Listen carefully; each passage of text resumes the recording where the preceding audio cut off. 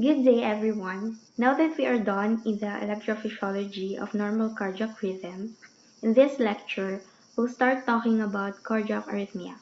We'll discuss cardiac conduction system, cardiac muscle cell, action potential, and the mechanism of cardiac arrhythmias. To understand what happens in cardiac arrhythmias, we should know first the normal cardiac conduction system. You know that skeletal muscles need nerve supply and they must receive a stimulus to contract, right? So our skeletal muscle, they need external stimulus in order for them to contract. Oh no, what happened? Contract, sorry. How about yung ating cardiac muscle naman natin? Or yung ating heart? Ano kaya sila? Kailangan ba nila ng nerve supply? Kailangan ba nila ng, nerve supply. Kailangan ba nila ng external stimulus para mag-contract sila? No. They don't need external stimulus to contract. Kung hindi nila kailangan ng external stimulus para sila ay mag-contract, ano kaya yung unique sa kanila? Bakit kaya pa rin nilang mag-contract, mag-relax? Ano kaya yun? They are called, what do you call this? Pacemaker cells. Yun yung meron sa kanila. That's why they still contract and relax.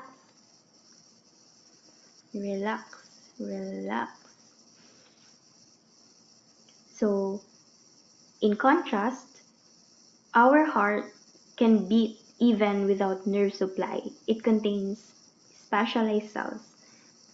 They are called pacemakers. They intrinsically generate rhythmic action potentials in the absence of external stimuli. Kasi guys, these pacemaker cells, they exhibit automaticity. So, they exhibit what happened? Wait lang. Automaticity. They exhibit automaticity. Ano ba yung automaticity? So, yung automaticity, ibig sabihin, kaya nilang mag-work even without the help of the mind. Or even without the mind. Like that. So, kaya din tinawag yung ating skeletal muscle, di ba? Kaya sila tinawag na involuntary because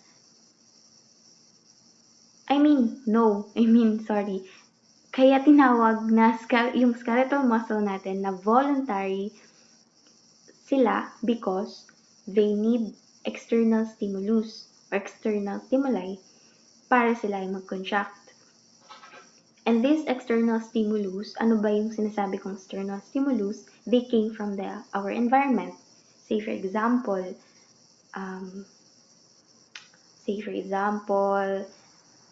napasok tayo, malamig yung panahon, mainit yung panahon, nampuwing tayo, like that.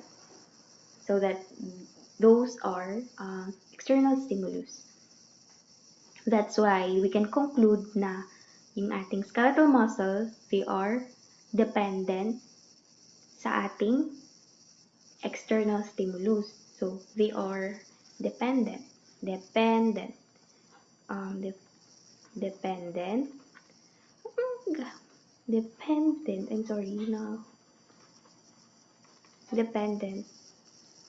they are voluntary. Voluntary, meaning we have, diba, conscious control.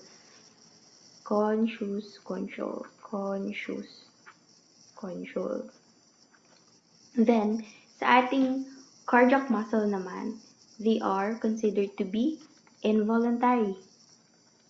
voluntary. Because we don't have conscious control Control. Kasi guys, di ba, hindi naman natin kayang i-control kung kailan magko-contract or kailan mag-relax ng heart natin. Kusa yun. Pero kung sa ating skeletal muscle, kaya natin silang pagalawin, kaya kung kailan natin kayang gamitin, di ba? At saka kapag nag-react tayo over something, di ba, kaya natin i-control yun, unlike our cardiac muscles or our heart. That's why we can conclude na they are different from each other and they have different function sa ating katawan. So, nagtataka ba kayo kung paano nagbibit yung heart natin? Have you ever wondered what causes your heart to beat? Na-curious ba kayo? Like, ngayon, naka-curious na ba kayo kung bakit or paano nag-beat yung heart natin? Ano nagkakos nun? Kung sabi ko kanina, hindi na kailangan ng external stimuli, then, saan nanggagaling kaya, di ba? So, first and foremost, your heart beats as a result of the generation and the conduction of electrical impulses. So, we have the electrical impulses. Cardiac conduction is the rate at which the heart conducts electrical impulses. These impulses cause the heart to contract and relax. So, we have cardiac conduction. Cardiac conduction. This is the rate which the heart conducts electrical impulses.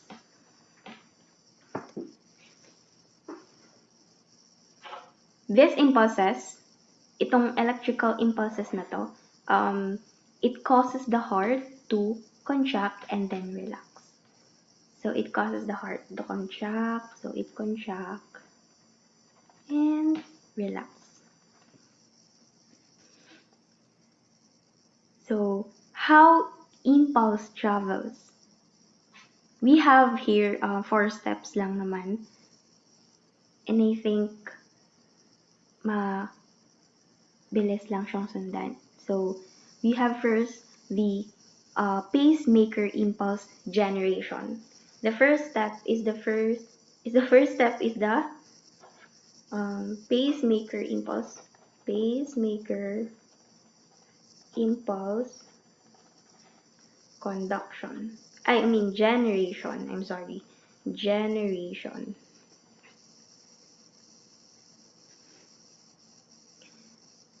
Ano kayang involved sa first step natin? Ang first one na involved sa first step natin ay si sinoatrial node. Sinoatrial node ang involved. This is also referred to as the pacemaker of the heart. Si SA node natin. Siya yung pacemaker ng heart natin. It contracts, generating nerve impulses that travel throughout the heart wall. And this causes both atria to contract. The SA node is located in the upper wall of the right atrium. So, isa-isahin natin yung sinabi ko. So, first one, yung location. Saan ba nakalocate yung ating SA node? Palitan natin yung color. Yellow. Saan ba nakalocate yung ating SA node? Sa upper. Ang tawag dito, parang hindi siya magandang color. Wait lang. Green kaya. Saan nakalocate ang ating SA node? Sa ating, hindi pa rin siya kita. Wait lang, palitin natin. Ano bang magandang color? Green. Yes. Yung ating SA node ay nakalocate sa ating upper, sa taas, di ba? Ang tawag dito sa top na to ay upper chambers. Ano ba itong mga upper chambers na to? They are called atria. And also we have the lower chambers.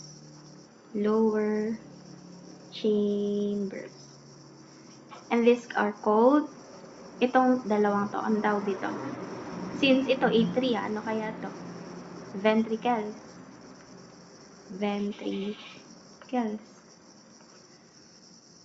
Naiintindihan ba yun?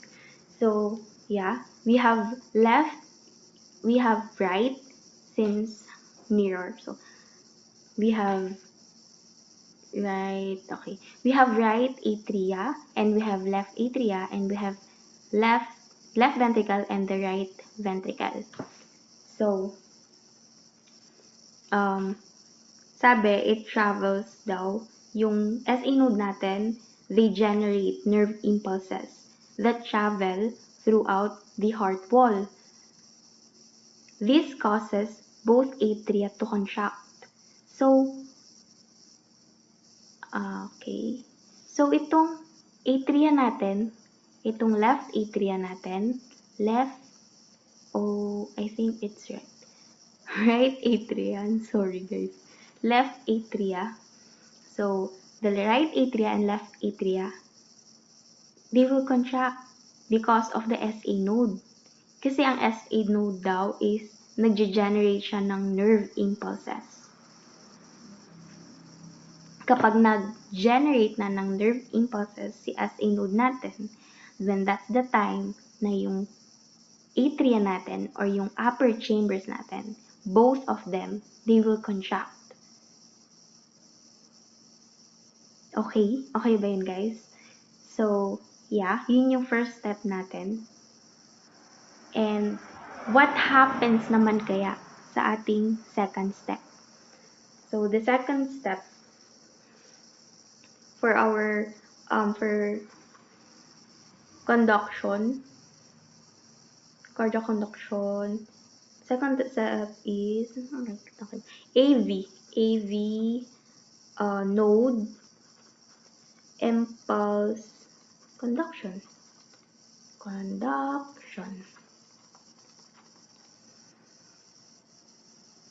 So, our AV node, ito yung second step. So, this is the first one.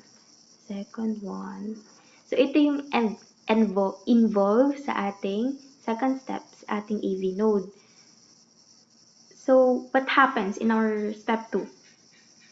The atrioventricular node lies on the right side of the partition that divides the atria, near the bottom of the right atrium.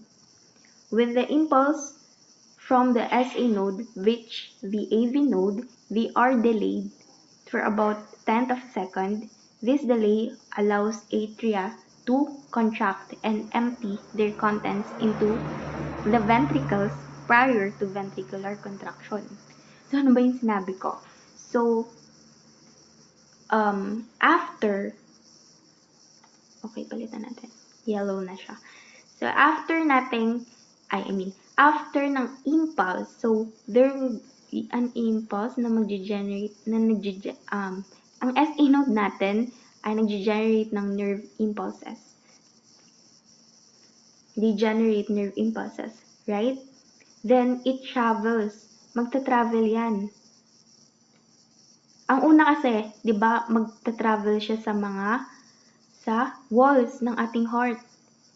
And this causes the contraction of both the left atrium or left atria and the left atrium and the right atrium. So, both of the upper chambers ay magko-contract. And then, magte-travel naman siya papunta sa ating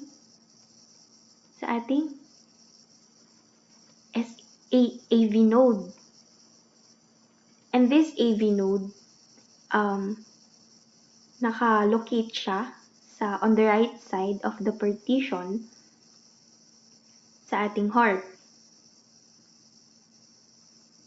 So, malapit siya sa bottom ng atrium, di ba? O, malapit siya sa bottom ng ating right atrium. Kasi ito, lower chambers na natin to, which is our left ventricle. So, yeah. And ang nangyayari sa impulse natin, when the impulses from the SA node reach the AV node, lagyan natin spotlight. So, when the SA node, oh no, what happened? Sorry guys. So, when the SA node travels, when the impulse from the SA node travels to the AV node, they are delayed for about a short period of time, and that delay allows atria to contract and empty their contents. So, yung delay na yon, that's the time na yung atria natin ay they will contract, and that's the time na ma-eject na sila sa ating atria, yung ating nerve impulses. Or, that's the time na magle-leave na sila sa ating atria. Papunta kasi sila sa ventricle. So, they need to go to the lower chambers. Kaya, that's the time na they will empty their contents into the ventricles prior to ventricular contraction. So, that's our step 2. Ano ulit yung step 1? Ulitin na lang natin step 1. So, the step 1, the first step of cardiac conduction is impulse generation or pacemaker impulse generation. So, the sinoatrial node, also referred to as the pacemaker of the heart, contracts, generating nerve impulses that travel throughout the heart wall. Magte-travel yan throughout our heart wall, and this causes both atria to contract. So, yung upper chambers natin ay magko-contract. And our step 2 is the AV node or the atrioventricular node lies on the right side of the partition that divides the atria. Diba ito yung ating upper chambers? So, diba divided sila sa dalawa? Meron tayong left atrium at meron tayong right atrium. So, yung ating AV node or yung atrioventricular node natin, nakalocate siya sa bottom ng right atrium. Malapit sa bottom. Kasi ito is lower chambers now, which are our ventricles. Right? So, yeah. When the impulse from the SA node, so from the SA node to the AV node, sabi, they are delayed for about a short period of time lang. And yung delay na yun, that causes the atria to contract and empty their contents. Empty their contents? Para saan? Bakit nila i-empty yung contents nila? Because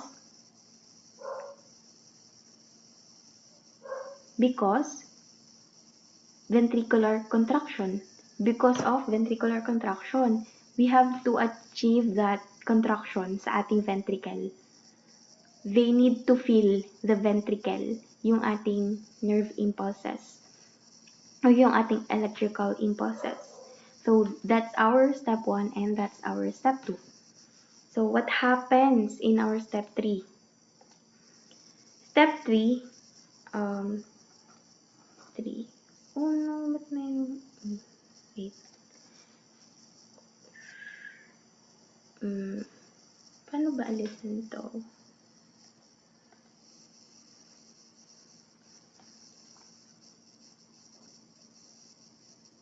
Okay. Draw. Okay. So, our step 3, sorry. Step 3, AV bundle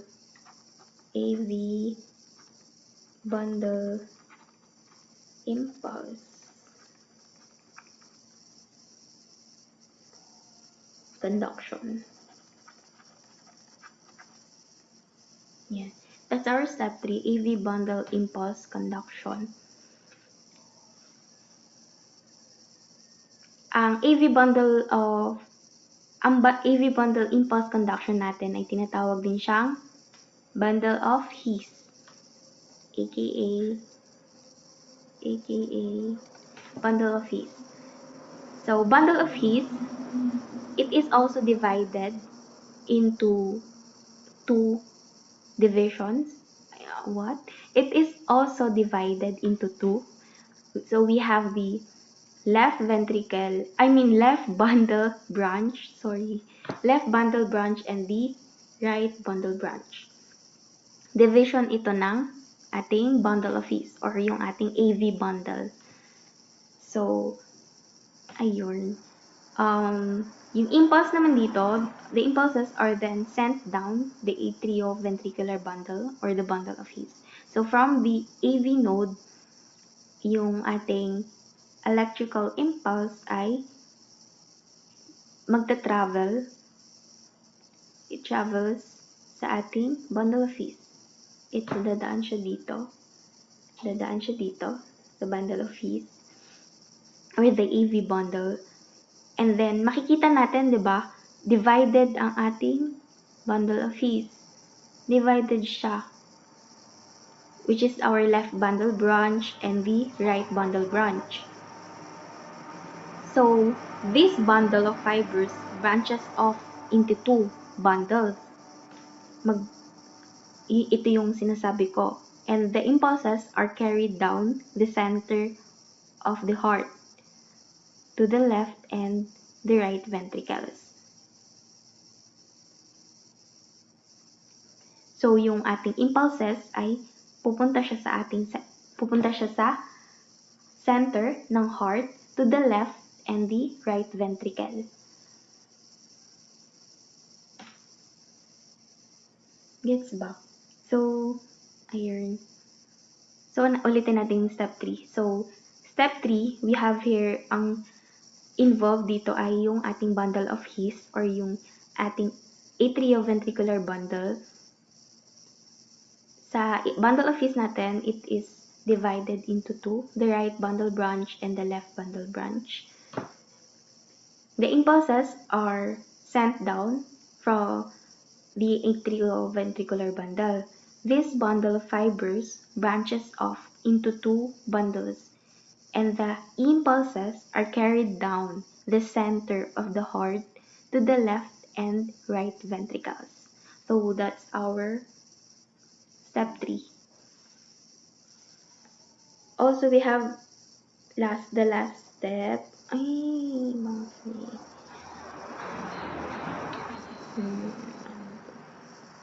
We have the last step, which is the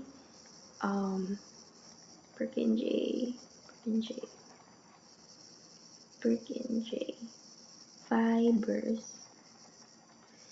impulse conduction.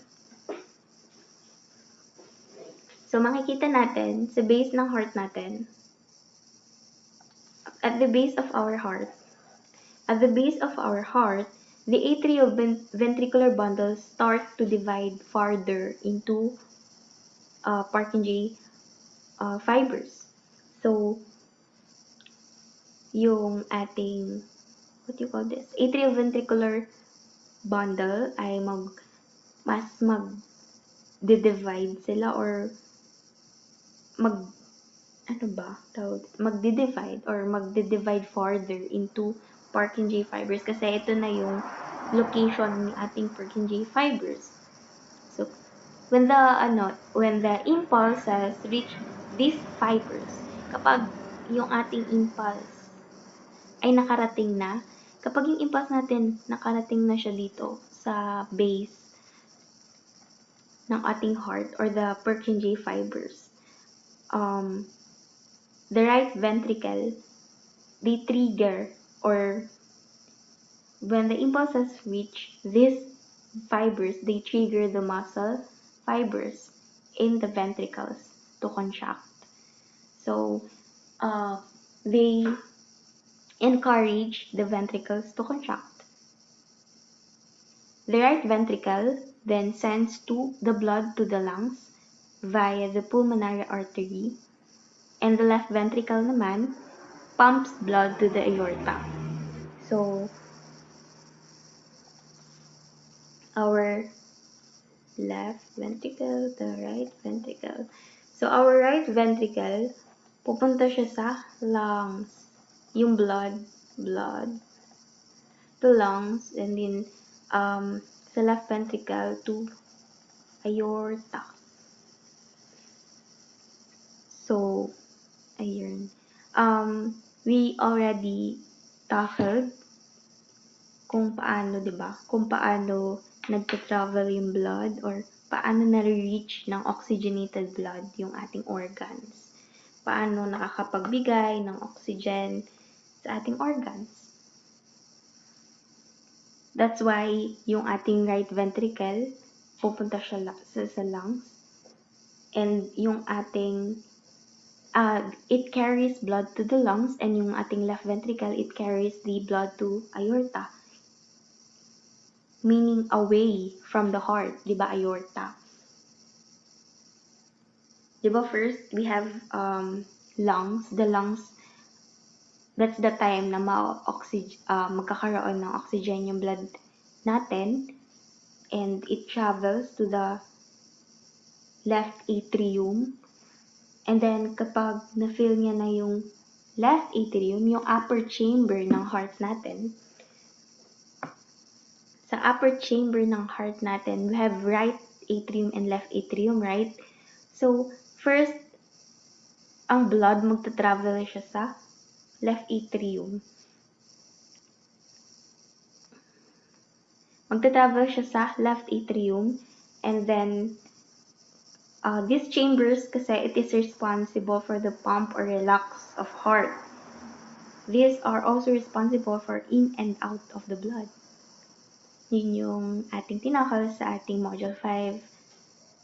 And, ayun, i-brief lang natin. So, kapag nakarating na si blood dito sa ating left atrium, yung tawag sa valve na to, yung dadaanan nila ay, ano nang tawag dyan sa valve na yan? It is called mitral valve. So, via mitral valve, nakakadaan si ating blood or oxygenated blood para ma-fill nila yung ating left ventricle. Sa left ventricle natin, kapag na-fill na ng oxygenated blood ang ating left ventricle, anong mangyayari? Diba sa left ventricle, kailangan nilang mag-pump. Kailangan nilang i-eject yung blood na yun. Bakit? Kasi ito yung time na kailangan nilang magbigay ng oxygenated blood sa ating different organs. Because these organs na sinasabi natin, they require oxygen.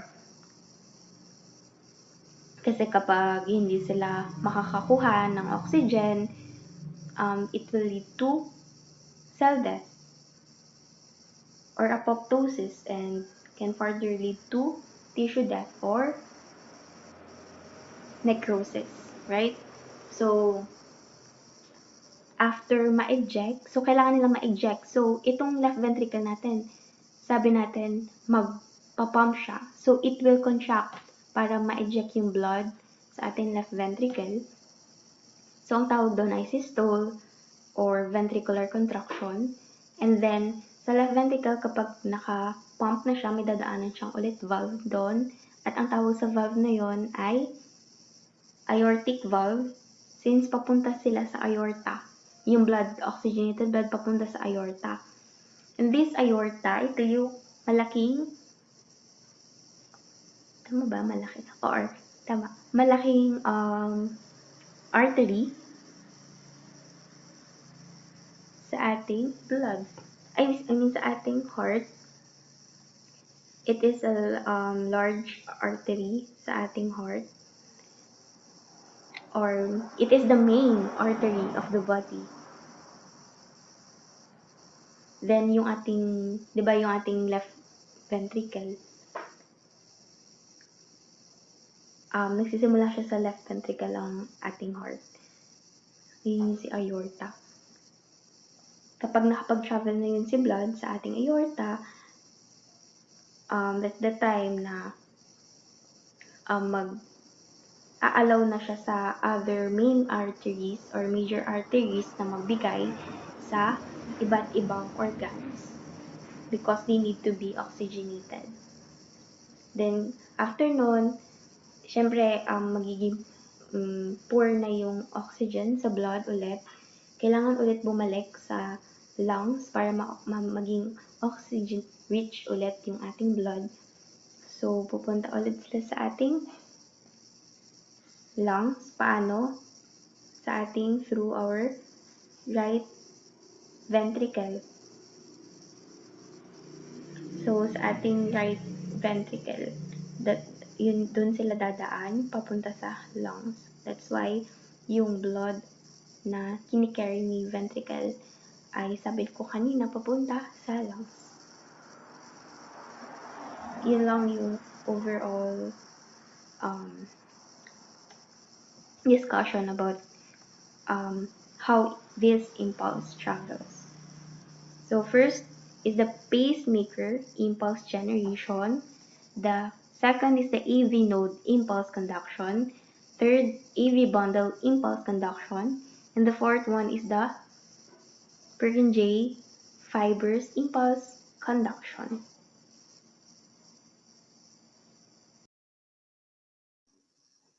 Let's get deeper and talk about the cardiac muscle cell action potential. So this graph here, it represents the change in the membrane potential over time in milliseconds. We have the phase 4, which is the resting membrane. Why? The resting membrane potential.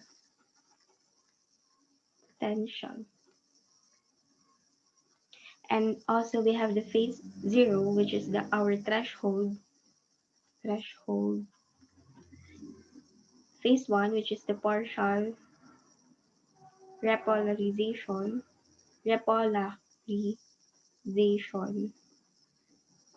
and the plateau phase, and our repolarization.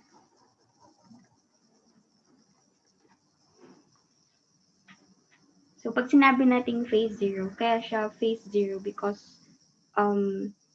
this is just the requirement para mag-initiate ng action potential.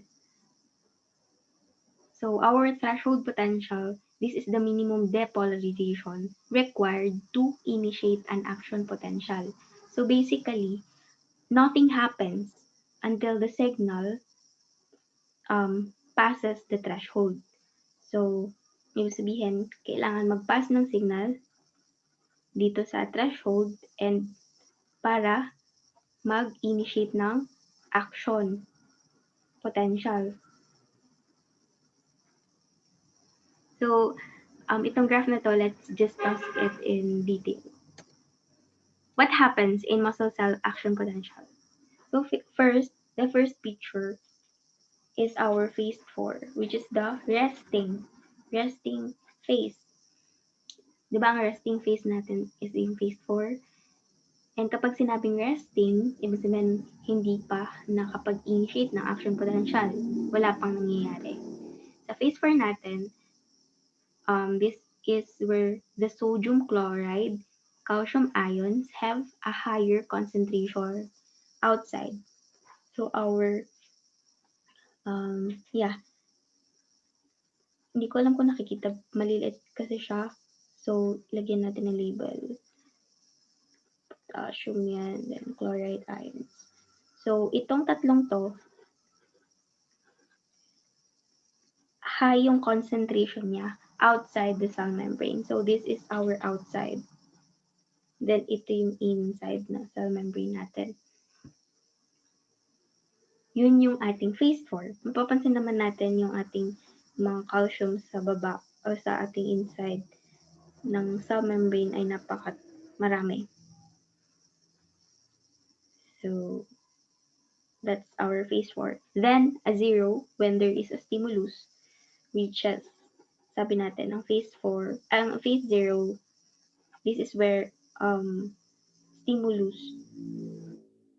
reaches the threshold potential. Ang mangyayari, magkakos yun ng pag-open ng ating sodium channels. This is our sodium channels. Mag-open yung ating sodium channels, then what happens kapag nag-open yung ating sodium channels? Of course, there will be an influx of sodium. Papasok yung ating sodium sa ating cell, inside the cell membrane. So, there will be an influx of sodium ions causing a rapid depolarization of cell membrane. So, we can conclude sa phase 4 dito nangyayari yung depolarization.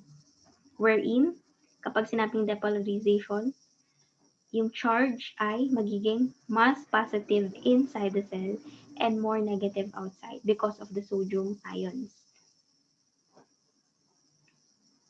Okay?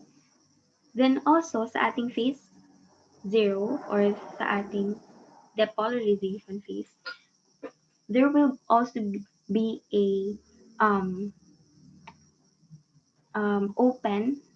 there will also be an opening of the calcium gated channel. So, yung ating, maliban sa ating sodium channel, mag-open din yung ating calcium channel. So, that's the time na magpapass through yung ating calcium ions sa ating cell membrane. And this causes the slow influx of calcium ions.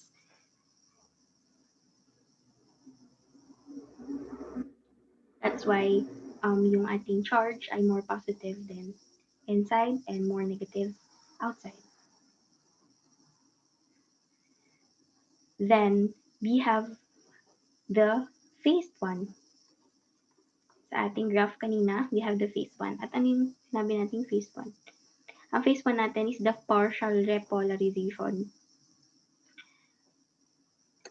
Phase 1, ang nangyayari dito, there will be an inactivation of sodium channels. So, yung ating sodium channels mag-close, activation. So, ma-inactivate yung ating sodium channels. Then, ang mag-o-open naman ngayon yung ating potassium channels. So, there will be a rapid influx of potassium. Sorry, pag ganito pala. There will be a rapid influx of potassium from the cell, from inside the cell to the outside. So, the fast influx of potassium, sabi natin kanina, meron din calcium ions na nag-open or calcium channels na nag-open. So, merong slow influx dito ng ating calcium. Then, sa ating phase 1, sabi natin ma-inactivate yung ating sodium channel lang. Yung ating calcium channel ay patuloy siyang naka-open at patuloy na papass through yung ating calcium ions. And then yung pag-pass through niya is slow and flux lang. And then we have the potassium channels ay nag-open din. And this lead to the fast influx of potassium. And yung ating fast influx of potassium and slow influx of calcium makes the inside of the cell more negative and outside more positive. So, leading to decrease in the potential. So, sa phase 1 natin, it leads to the decrease of the potential as shown in the graph. We can see here na merong decrease sa ating potential sa ating phase 1. So, yeah. After that, after the phase 1, we have the phase 2, which is the, sabi natin, the plateau phase. So, sa phase 2 natin, ang mangyayari, yung potassium influx. So, yung potassium, okay, yung potassium influx natin at yung calcium influx, there will be an equal potassium and calcium influx where it reaches the plateau phase, which is the phase 2. So, kapag sinabing phase 2, or kapag sinabing plateau phase, ang mangyayari doon ay may equal amount ng ating calcium sa ating outside the cell membrane. And also, there will be an equal amount of potassium outside the cell membrane and the calcium inside the cell membrane. And that's the time na mag-close. And the phase 3, that's the time na mag-close yung ating calcium channels. So, hindi ko na siya nailagay dito kasi we can, explain na rin dito sa ating phase 2. Di ba, ito yung ating phase 2. Ang nangyari lang sa phase 2 naman is nag-equal lang, di ba, yung ating potassium and calcium channel, calcium ions. That is the plateau phase. Then, yung ating phase 3, yung sinasabi kong phase 3 naman is mag-close na yung ating mga potassium channels and the calcium channels.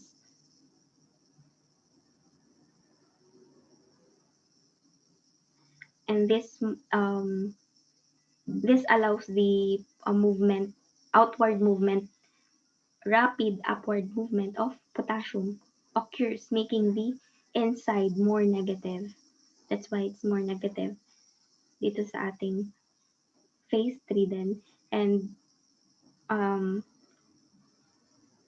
to the outside, that continues, compared to the outside, di ba, positive dito sa labas, that continues until re-establishing resting membrane potential, which is the phase 4. So, kailangan ulit bumalik sa phase 4 after phase 3, after all of the phases, babalik ulit siya sa ating phase 4. So, paano siya babalik sa ating phase 4? Kung yung ang sodium ions natin at yung potassium ions natin ay nasa wrong side ng ating membrane. Anong gagawin? Kaya paano? Gagamitin yung pump. Sa ating phase 4, gagamit tayo ng pump. So, active sodium-potassium pump switches location of ions and restores normal resting membrane potential. So, that's the yun lang naman yung ating muscle cell action potential. That's what we have here, the phase 1, the phase 4, the phase 0, the phase 1, the phase 2, and the phase 3. That's why masasabi natin na ang phase 4 ay resting membrane potential. Na ang phase 4 ay resting membrane potential, ang phase 0 ay a threshold potential because kailangan ng signal na to na mag-pass through or kailangan niyang ma-reach yung ating threshold to initiate an action potential. And also the phase 1, which is the partial repolarization, because of the magiging mas um, yung potential ay magdi-decrease sa ating phase 1, and the phase 2, which is the plateau phase, wherein the calcium ions and the potassium ions will be equal. And then the phase 3, maglo-close na yung mga channels natin. Pero yung ating sodium and potassium ions ay nasa wrong side ng ating membrane. So, ang mangyayari, kailangan kasing bumalik ulit to sa resting Dito, kailangan ulit bumalik sa resting membrane potential. So, ang mangyayari, yung pump dito ay magagamit. So, active sodium-potassium pump switches location of ions. Magsuswitch sila ng location of ions and restores normal resting membrane potential. And that's the time na na-achieve na natin yung ating resting membrane potential ulit.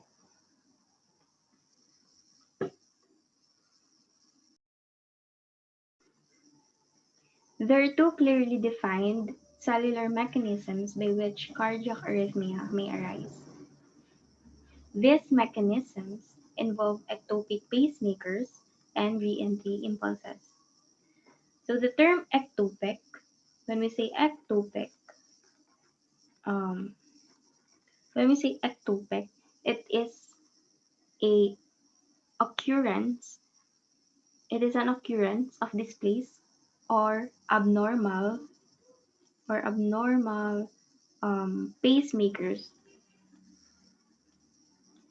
pacemakers. So ano na yung pacemaker natin sa puso natin? Diniscuss natin to kanina. Ito yung ating SA node, 'di ba? Yung SA node natin. So, ang ectopic pacemaker or ang word na ectopic ay ito yung abnormal pacemakers sa puso natin under certain conditions of activity of our sinoatrial node. Our sinoatrial node may be suppressed, and other regions of the myocardium that are capable of automaticity take over as the primary pacemaker and control the rate and the rhythm of the heart. So, di ba ang pacemaker natin ay yung ating SA node? Sabi natin, ang SA node natin, kapag ectopic, pag sinabing ectopic, ang SA node natin is may be suppressed, and yung other regions pa ng ating myocardium na capable din sa automaticity and yung control ng rate and rhythm ng heart natin. So firing these ectopic pacemakers can lead to premature cardiac depolarization.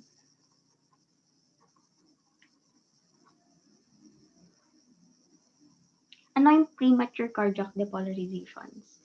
So basically, ang sabi natin, ectopic pacemakers, they are abnormal pacemakers in the heart under certain conditions activity of our sinoatrial node. Our sinoatrial node may be suppressed and other regions of the myocardium that are capable. So, ibig sabihin, hindi lang yung ating SA node. So, yung other regions pa ng ating myocardium na capable sa sa automaticity and as the primary pacemaker and control the rate and rhythm of the heart. And firing these ectopic pacemakers can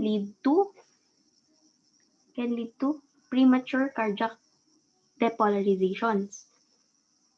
And these premature cardiac depolarizations, it means it do not follow, ano ba? It do not follow the normal conduction system of the heart. So, yung kanilang conduction system, yung heart natin, is abnormal yung kanyang pagbeat. And that are in conflict, conflict, in conflict with with those arising from sinoatrial node. Okay? Okay ba yun, guys?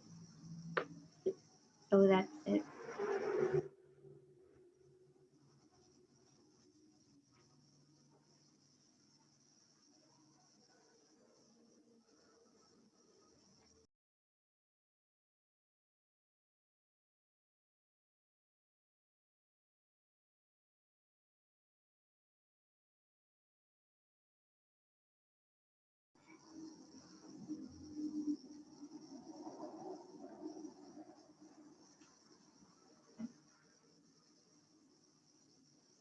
So again, we have our ectopic pacemakers, also known as the ectopic focus.